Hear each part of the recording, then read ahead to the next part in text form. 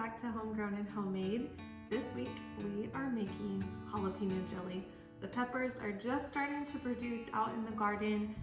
Over the summer they are going to continue to multiply, and I promise you, you are going to want to make this recipe. It's very simple.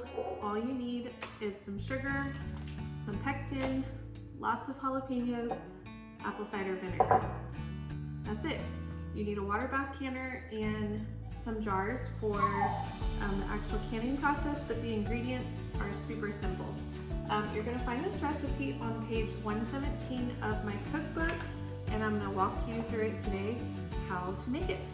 The first step we're going to do is put our water bath canner on the stove, fill it up to where you have enough water that will cover your jars, and then turn it on to start warming it up, because we're gonna want it to be boiling when we put our jars of jelly in there to process.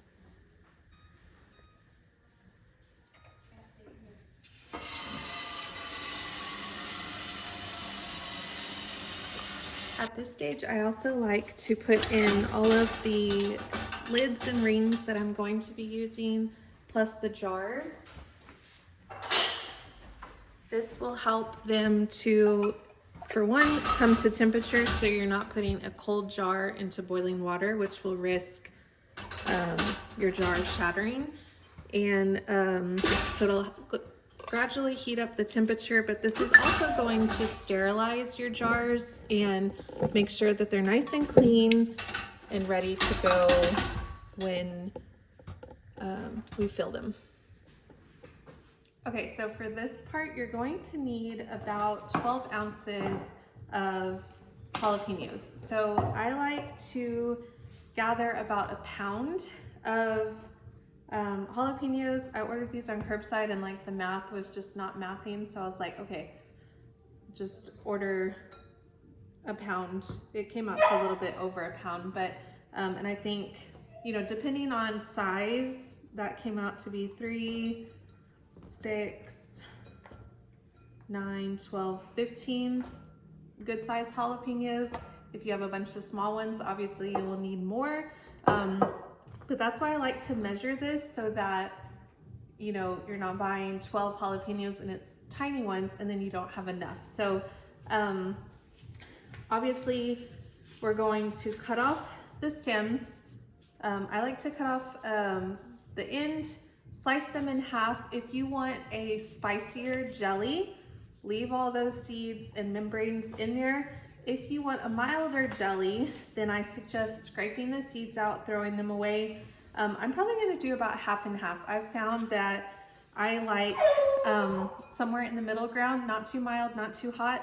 And also the time of year impacts how hot these jalapenos are. So the hotter the temperature, the hotter the pepper. So peppers that you're gonna harvest from your garden early on in the spring probably are not gonna have the heat that they'll have come July or August. So you can kind of play around with your recipe and see what you like best.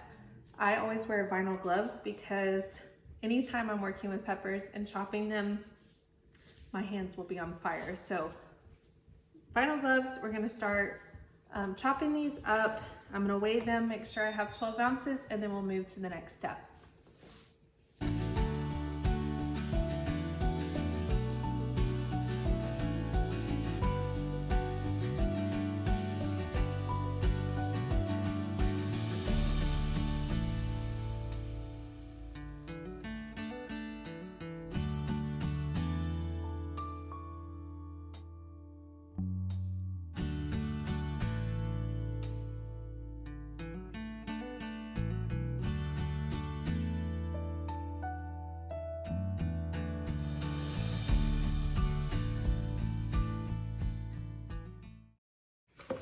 All right, so that used about 11 peppers. We're gonna just have those for extra. You're going to put your peppers in a food processor or blender and add in 1 cup of your apple cider vinegar and puree it into a smooth mixture.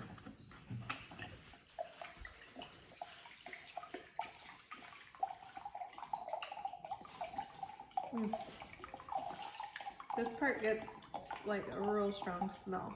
Vinegar and then the peppers, and then especially when we start to cook them with the sugar. This whole kitchen's about to have an explosion of smells. All right, here we go.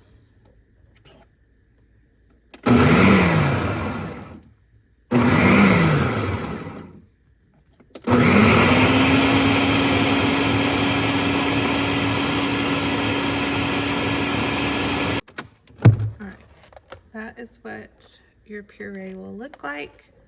Oh, look at that gorgeous green color.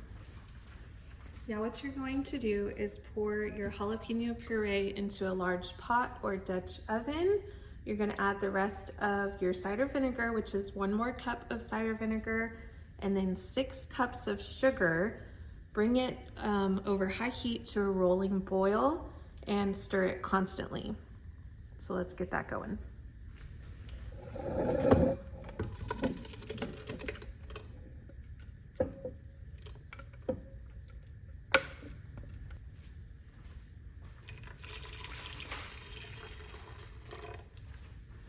That's good. 1.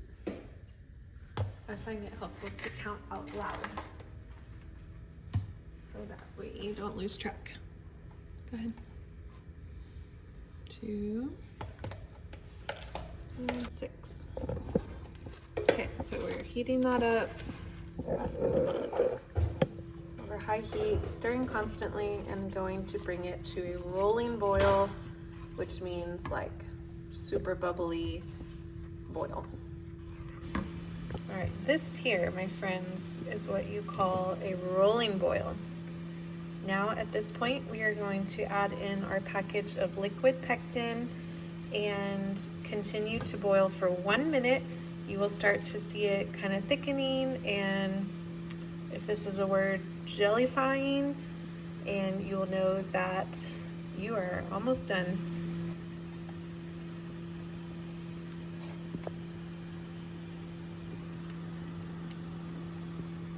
Alexa, set a timer for 1 minute.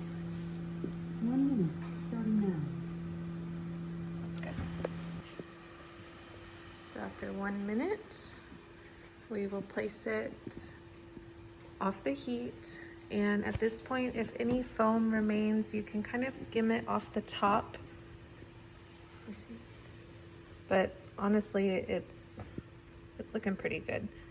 And at this point, you can see that like the natural color of cooked jalapeno is kind of like a olive green.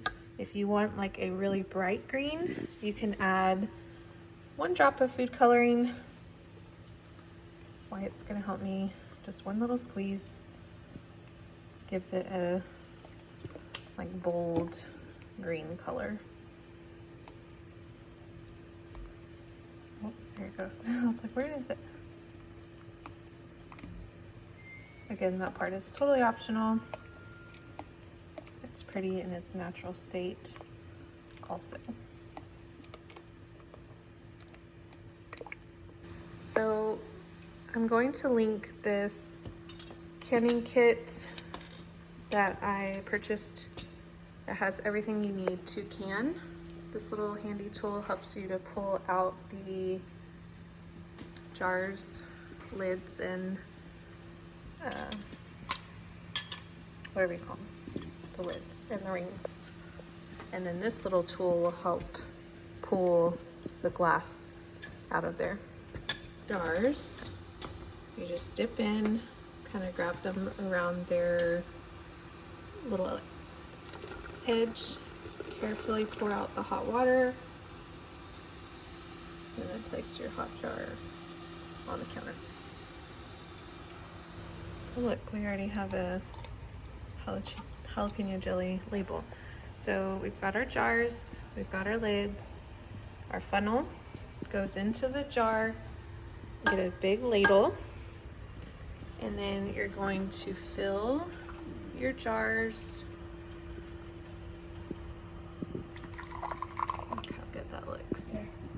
A little bit more, because when we lift this up, you'll have space. Okay. Okay, so if you see the funnel has kind of a little line, so now lift your funnel and go to the next jar. Okay, so I'm going to put the funnel back in, and in the recipes, when you see someone say that you leave a 1/4 inch headspace or a 1/2 inch headspace, that means that is the space in between where the jelly stops and air is. So our little spatula here has a ruler, and so we're going to want to leave a 1/4 inch from the top of the jar of jelly. So we're going to go ahead and add a little bit more to this one. Keep going. Okay. That looks perfect. So if you fill it up too much, then you risk the jar not sealing properly. And if you leave too much air, then you leave room for bacteria and things that we do not want in our jars. So let's continue filling the rest of our jars.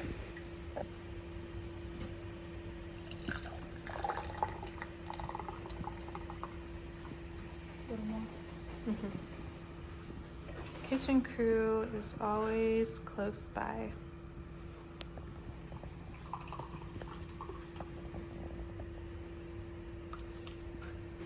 And if you have a jar, this probably would have made one more jelly jar like this. If you have a jar that you can't fill all the way and it's like, okay, that's a random jar, then this can go, obviously once it cools, straight in the refrigerator and eat it right away. I would not try to store a jar that looks like this, but this will be the first one that we enjoy. This next step is just to wipe the edges clean. Make sure there's no food or bits on there that will affect the sealing process. Then we'll put our jar lid and ring on there. Hand tighten. You don't have to get it super grip strength tight. And then it's ready to go into the canner. Okay, so he is putting them back into the canner. And something you'll notice with a lid, right now they kind of pop or have a give. When they are properly sealed, sometimes you'll hear them popping in the canner. When they're properly sealed, you will not be able to make that noise. I'll show you after they come out. Okay, so we want just a little more water because we want it to cover up all of the jars. I actually may put that jar in there to give it a little more water boost. All right, we are at a boil.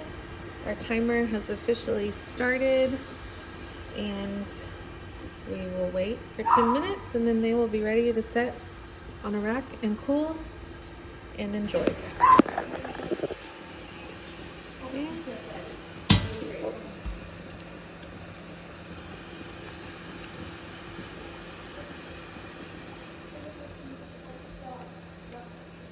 Oops.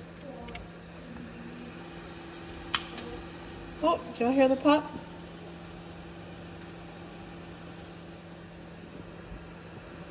That's a job well done.